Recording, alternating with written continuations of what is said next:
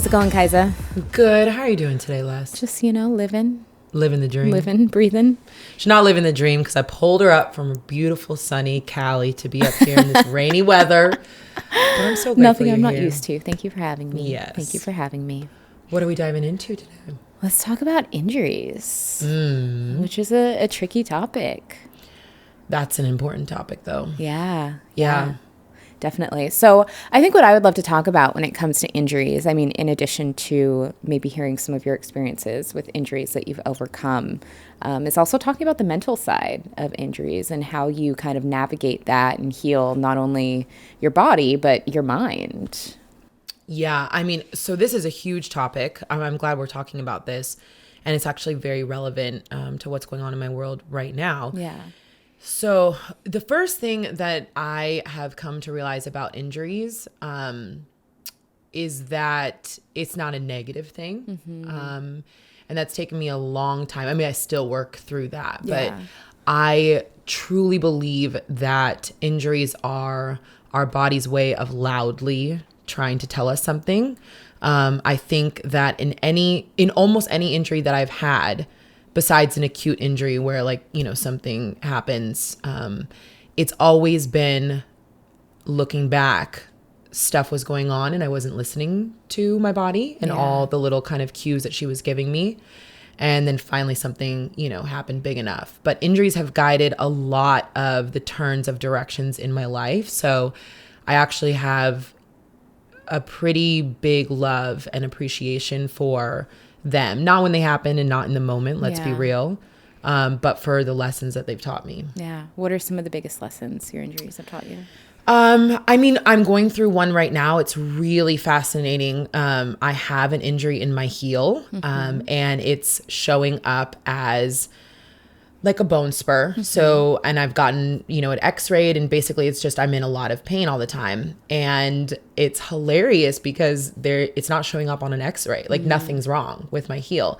And so it is so clear that my body is trying to tell me that I need you to take, right now, sit down and take account of what's going on in your world. And the one thing that has been pretty loudly talking to me is that I need to work on my spirituality and the mental side of my health. And it's been talking to me for a while. Yeah. And, it's at this point in time, I'm not listening to it until literally like a few weeks ago, it finally hit me loud enough that the injury is not going away. Like I was supposed to run a marathon or half marathon in April. And I basically, I can't do that. I had to cancel that. And it's loud enough now that I'm like, okay, I'm going to listen. I got it. I hear you.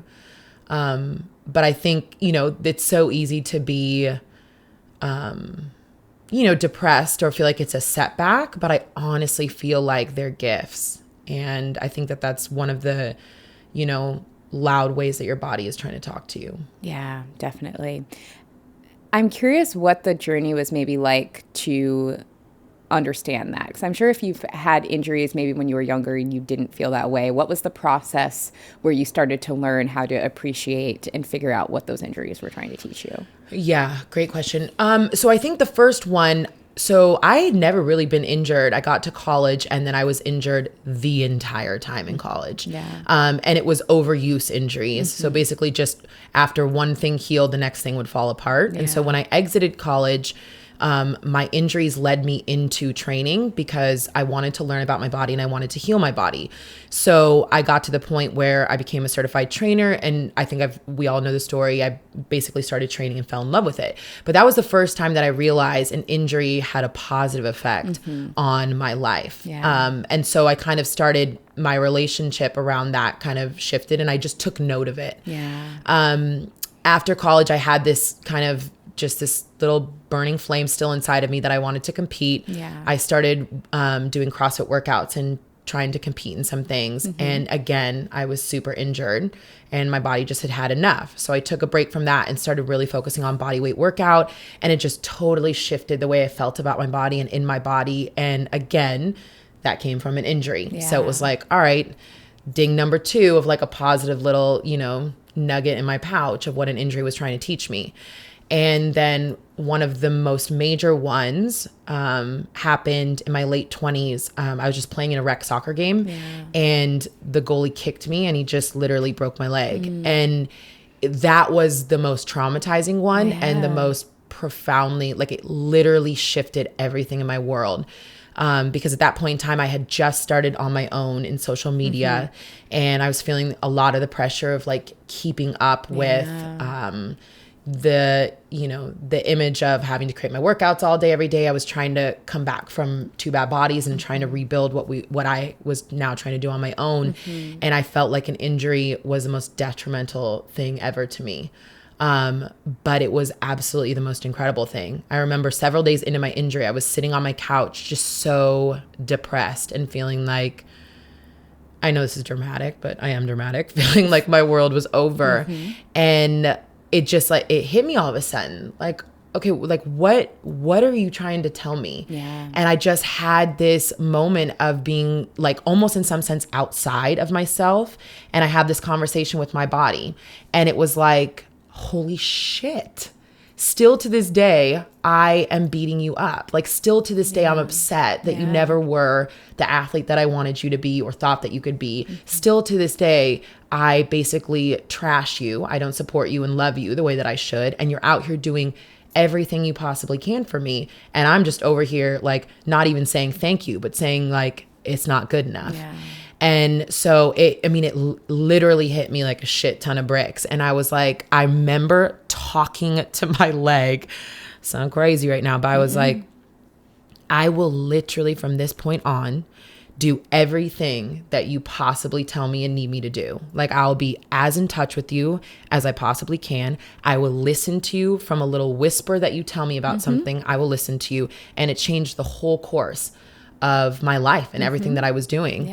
I literally got off the couch in that moment, went to the gym and started doing every single leg and like core exercise and upper body that I could, just to prove to myself of like, I can still move, but from here on out, you come first. Not my mind, not living up to something that I thought, I needed to achieve. Like, I let go of all that. That's so great. And I don't think that sounds crazy at all, because think about how much shit we talk to our bodies. We say mean shit to our bodies all the time. So it's not crazy to say something nice to your body to help it heal.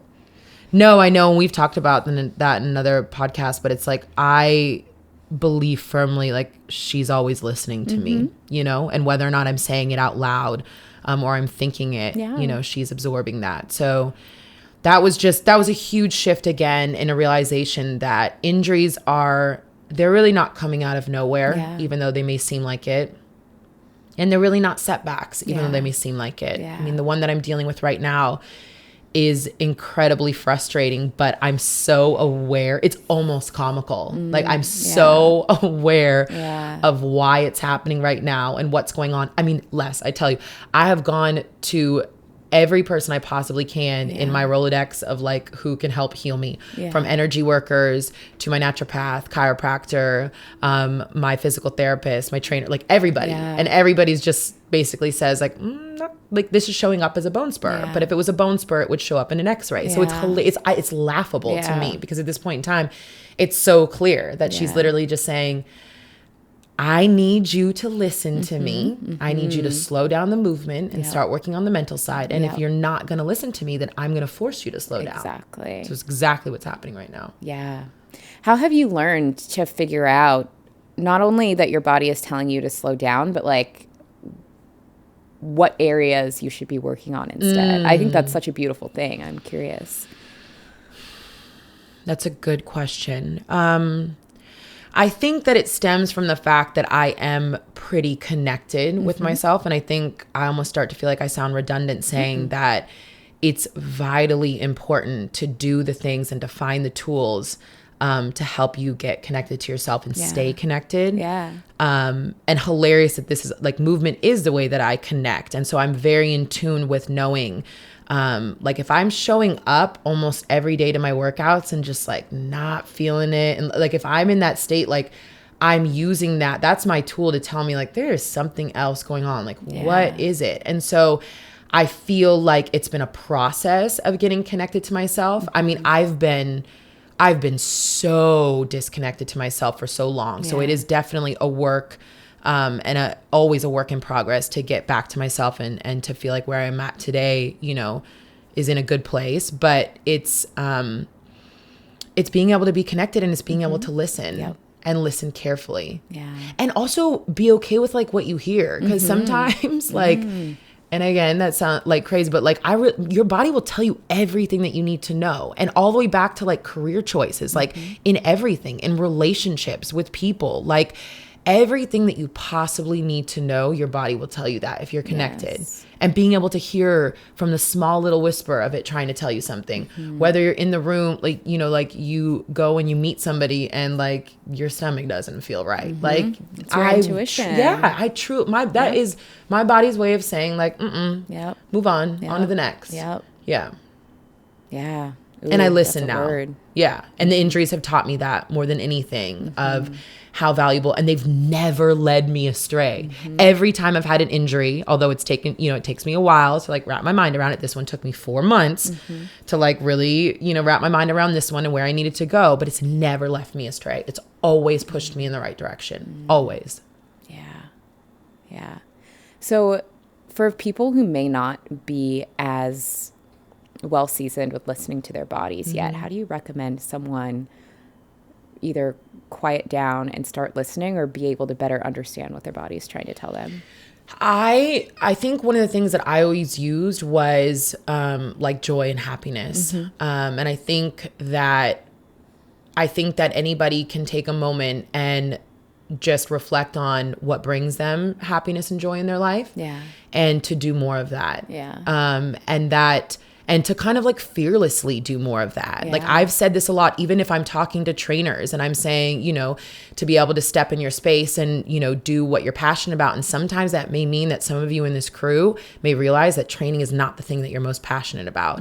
And I think that that's where like I really encourage people to just start chasing that.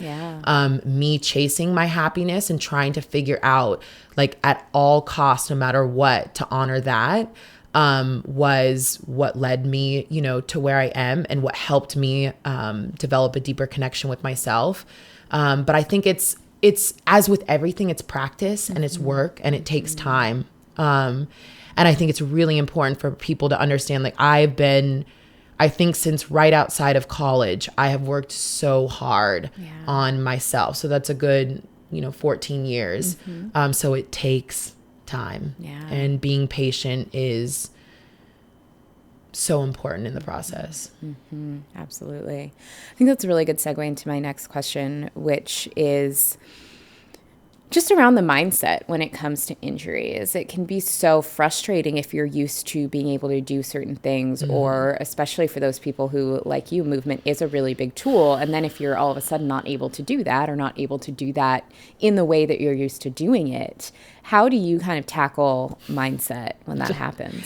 But the hilarious thing is, well, for me, I guess not everybody is like me, but the hilarious thing is at the end of the day, it's my mind that's upset. It's not my body. Yeah, it's true. When I was recovering from that broken leg, I started getting into more like mobility and some of my more like dynamic, but kind of like slower movements. And it led me into my mobility one routine, but into like such a deeper understanding of my body. And my body had never felt better. My body was loving what I was doing in that moment and in that time. So it's just my mind. Like my mind gets disappointed because my mind has these ideas of what it wants to do and what it wants to achieve and, you know, whatever.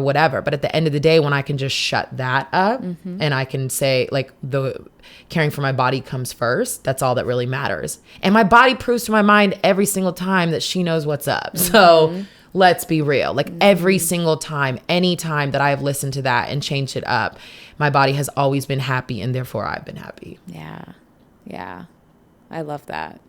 So it almost sounds like our minds at times need more healing than our bodies do. Oh my gosh. I'm like, everything is in the mind. Yeah. Everything is in the mind. And I think that's the other thing too, is like, it's hilarious speaking about the mind though, like people always ask me like, you must have been a crazy athlete in college. And I was like, no, I was an epic failure because I didn't believe, like my mind was not connected to my body, and my mind literally, I did not believe in myself. It literally had no respect for my body and what it could do. And it was trying to run the course. And it wasn't until I started coming out and just having fun with movement and setting my mind aside and having no, like there were no goals, there were no results I was going for. Like I was like, this doesn't matter. It's how I feel. And every single day that may be different, but whatever I feel and whatever I want to do, that's what we're doing. And I honored that.